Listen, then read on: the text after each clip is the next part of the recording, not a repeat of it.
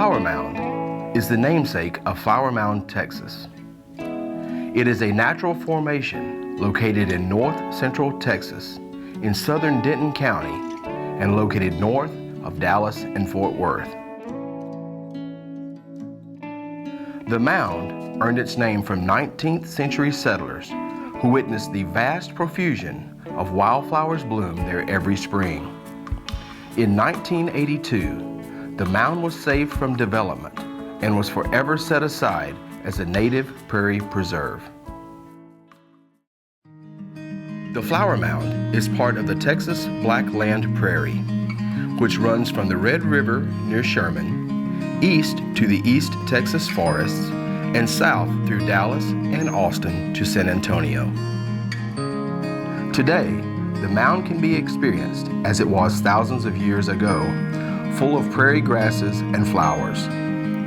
The main prairie grasses that grow on the mound include big bluestem, Indian grass, switchgrass, and the Texas state grass, side oats grama.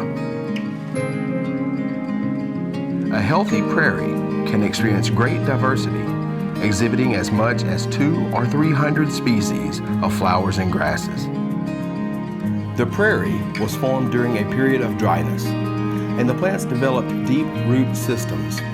Since a large part of the plants were underground, they were able to survive droughts, fire, and repeated grazing by huge herds of bison. Over time, plowing and farming destroyed the majority of these great grasslands.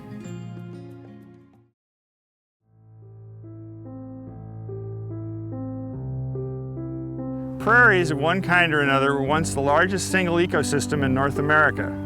And using 2 decks of cards, we can play Prairie Poker, which is an easy way to illustrate exactly how much of that ecosystem still exists in its original form. First, I'm going to remove all the 2s, 3s, and 4s. They represent the invasive species that have taken over prairies in North America, like the giant mustard we have to fight every spring here on the Flower Mound.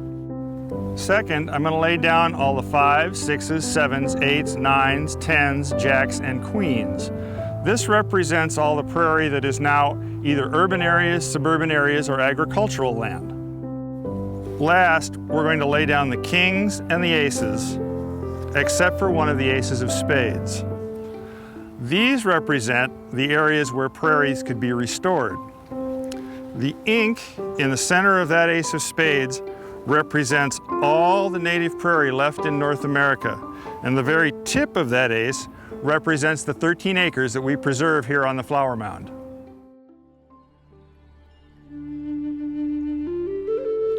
Among the early native inhabitants of the area were the Wichita Tribe of Native Americans. The Wichita were comprised of several 100,000 people of different tribes who shared a common language and lived in an area that is now Kansas and Oklahoma. One band of Wichita migrated south into the area north and south of the Red River in southern Oklahoma and north central Texas. Part of the charm of the mound and is the lore of the Native American Indians and its association in early Flower Mound. We know that the Wichita lived here, and they were gatherers more than hunters, hunter-gatherers, but they were gardeners. If you're going to be looking for game or enemies, a high place is very important.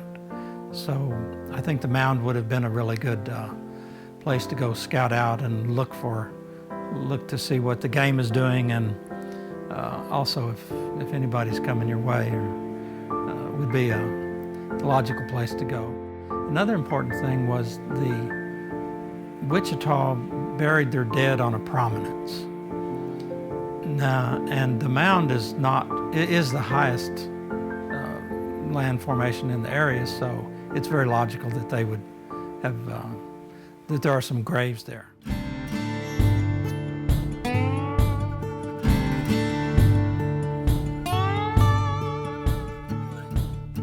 The prairie was of great importance to the early settlers. It proved to be an invaluable resource and provided free grazing for all livestock. However, due to its abundant nature, The prairie was also a fire hazard in dry weather. As dangerous as it was to settlers, the regular burning of the prairie was nature's way of regulating the health of the plants and destroying invasive trees. The prairie's future was also threatened when the steel prairie plow was invented. When settlers discovered how rich the grassland soil was, it was only a matter of time until all lands were under cultivation. A few European farmers understood the wisdom of retaining certain tracts of native prairie for hay and hard times. Prairie grass was highly productive, did not have to be sown or plowed, and was a dependable source of food for livestock. This is the manner in which the mound has been preserved. When settlers moved into the area, they discovered the lush wilderness, preserved for them as the Wichita people enjoyed it. The first thing they would see, the most striking thing they would see, was the prairies in the open areas, and then in the very dense forests. And they called them the cross timbers because they were so difficult to get through. You couldn't get through them with a wagon. They were very, very dense brambles and tight forests. And then the open area was the prairie.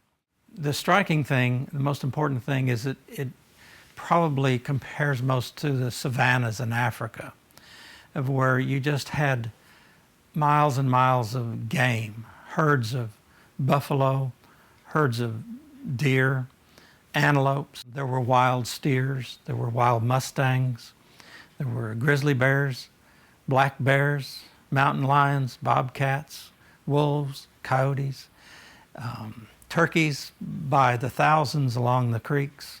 Just a large abundance of game would be the first thing that would strike you about arriving here.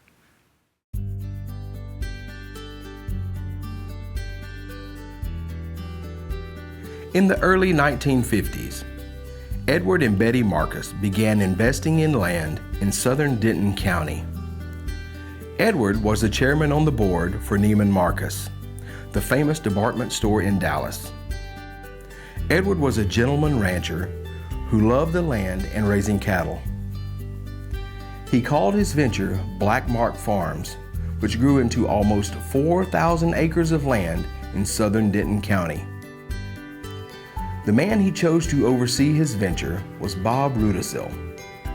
In Bob's competent hands, the herd of champion Angus cattle increased to more than 1,000 head.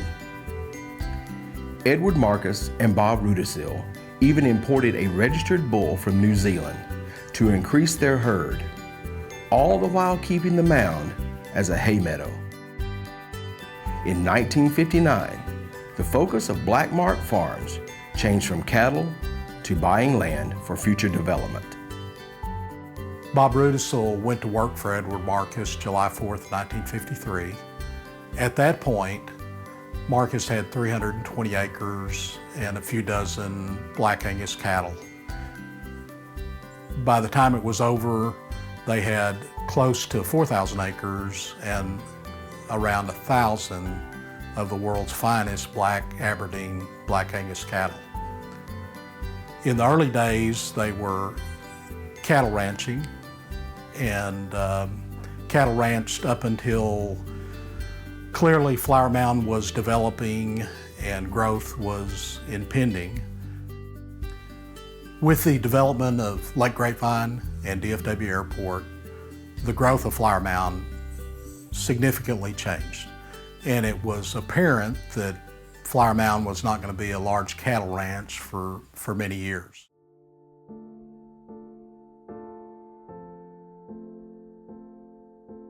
In 1970, the Congress of the United States enacted Title VII of the Housing and Urban Development Act, intended to provide low-cost loans to encourage innovative solutions to the problems of planned urban communities. Edward Marcus liked the idea of Title VII and began assembling the land and organization required to participate. Almost 6,000 acres were assembled to be dedicated as Flower Mound Newtown, with Black Mark Farms as its core. The project ended up being complicated and expensive, and like most of the Newtown projects, failed when the Nixon administration withdrew support of the concept and HUD foreclosed on the notes. The First National Bank of Dallas and HUD kept the project going for a while, but ultimately placed the remaining 3,000 acres up for sale to the highest bidder in 1981. Bellama Community Development of Albuquerque, New Mexico was the only bidder and acquired the property for the minimum bid of $15 million. Through all the land purchases, the mound has been put to good use for hundreds of years by the people who appreciated it for its natural beauty and unique nature. The very first church service in Denton County was on Long Prairie and Flower Mound. John Denton, who was a preacher among many things, and a group of men that were Texas Rangers were in pursuit of Indians who had been raiding nearby settlements. On that Sunday morning on Long Prairie, they had the first church service, and many of us feel that if they were on Long Prairie, it must have been on the Flower Mound. Today, the Summit Club and the Women of Flower Mound continue the sunrise service on the mound, and some of the most recent events have had 1,400 people or more.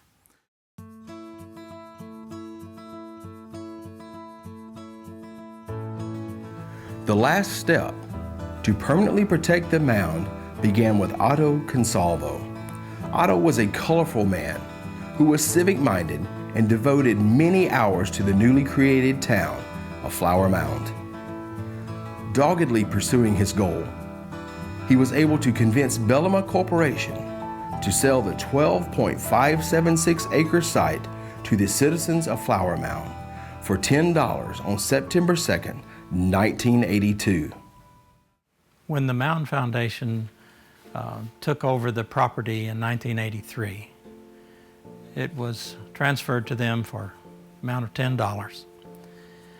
And the prime directive was to,